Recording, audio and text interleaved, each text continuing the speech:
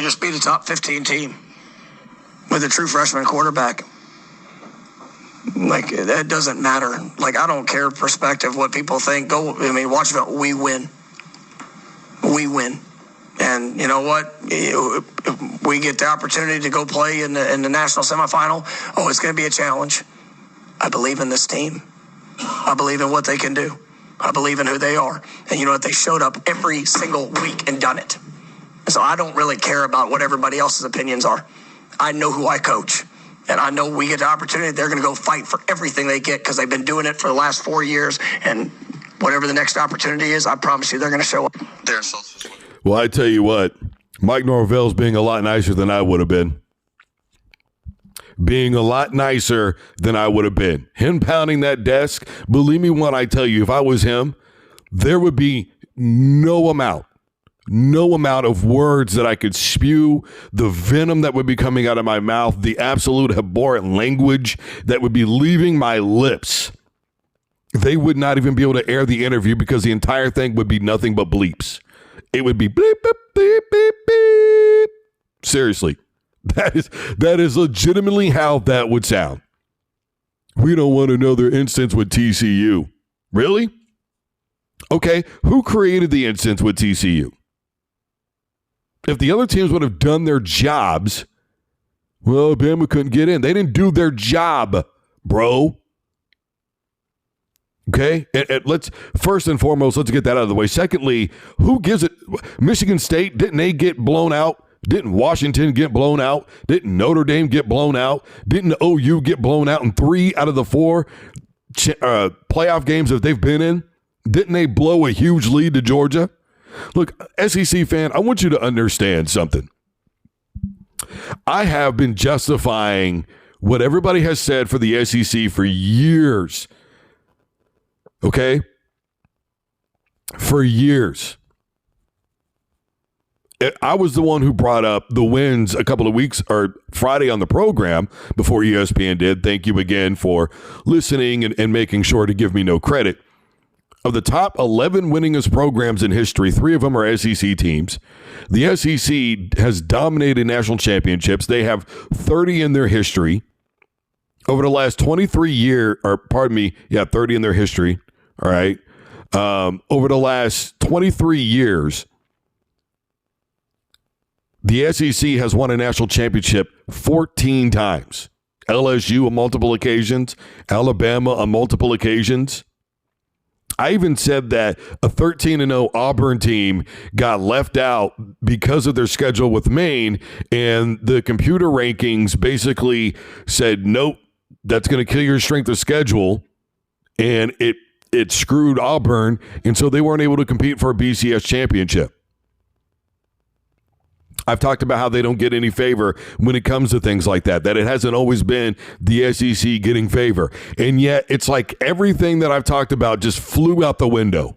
Because let's not forget that when all that went down with Ohio State, a big part of what happened was Baylor and TCU both finished with 1 loss in the Big 12 that year. They didn't have a Big 12 championship game. And so the committee said, we can't have 2 1-loss teams out of the same conference like this because we don't know who ultimately the best one is. So we are going to go ahead and jump Ohio State. That was the thing. Does everybody remember that?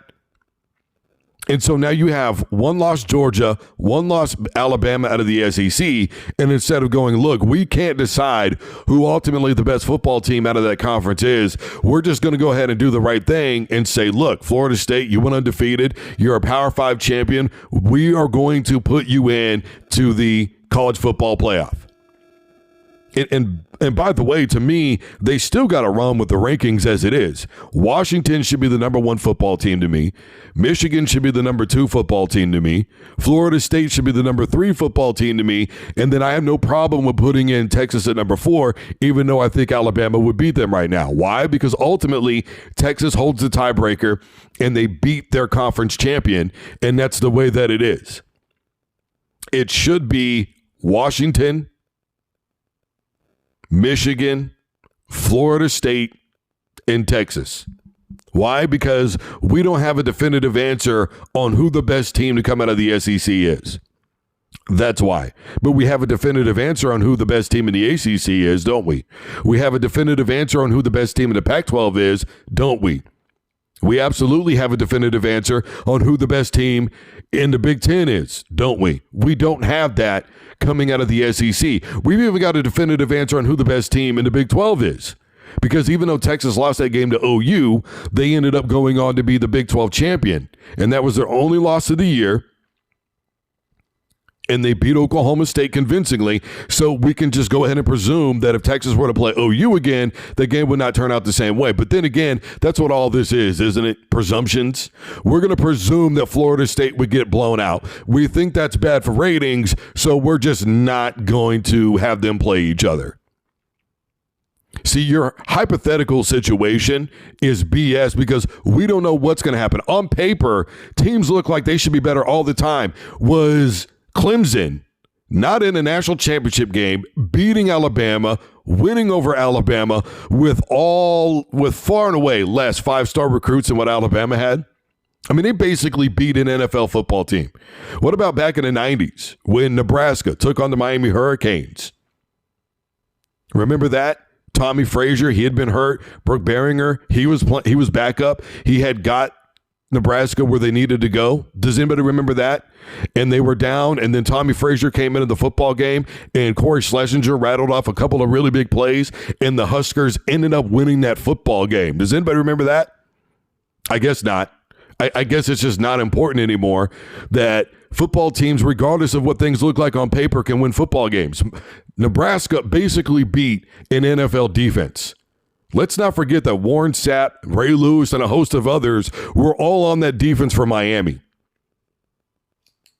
Everybody thought Toretto was going to have a huge NFL career. I mean, what were there, like 8 players, 10 players somewhere in that neighborhood in the Miami football team that ended up going to the NFL? 2 for sure. Warren Sapp and Ray Lewis are now NFL Hall of Famers. And Nebraska beat them. Everybody thought Nebraska was going to lose to Florida, the fun and gun. The option is outdated. 62-19 later.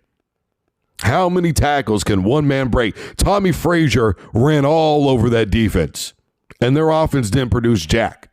What about when Tennessee played against Nebraska? And again, everybody said the option was outdated. If Tennessee wasn't in the SEC, they would be undefeated. Peyton Manning is the next big thing. He's the best college quarterback of all time. Man, how long was it before they finally put up points on that Nebraska defense? I don't want to hear it. Games are played on the field, not in boardrooms, not on paper. Games are played on the football field, and what you are saying now is that gridiron no longer matters. It doesn't exist. This is a fantasy world that you're living in. None of what you do on that field exists. I think it's horse manure. I can't say what I really want to say because I'm live on the fucking radio, but I'm pretty sure everybody gets the gist of what I'm putting down here. I have never in my life thought to myself, the committee would ever be this ignorant, because that's exactly what it is. It is straight up ignorance. There is no logical conclusion that I can even begin to draw and say Alabama did more than Florida State. You know how I know they didn't do more? Because there's an L in that column, bro. This is college football, not the NFL. Now, obviously, if we had an expansion of 12 teams, like I said we should have done from the beginning, then we wouldn't even be having this debate now, would we? Because Florida State would be in, Georgia would be in, Alabama would be in, Michigan would be in, Ohio State would be in. Hopefully, a Liberty would be able to get in. It wouldn't even be a conversation. But the fact that they had Ohio State sitting where they did, and then they bounced Texas and Alabama both over Ohio State, like you just literally, you just drew names out of a hat, didn't you? You just, well, this is what they said on ESPN. Let's go with that. Just BS, man.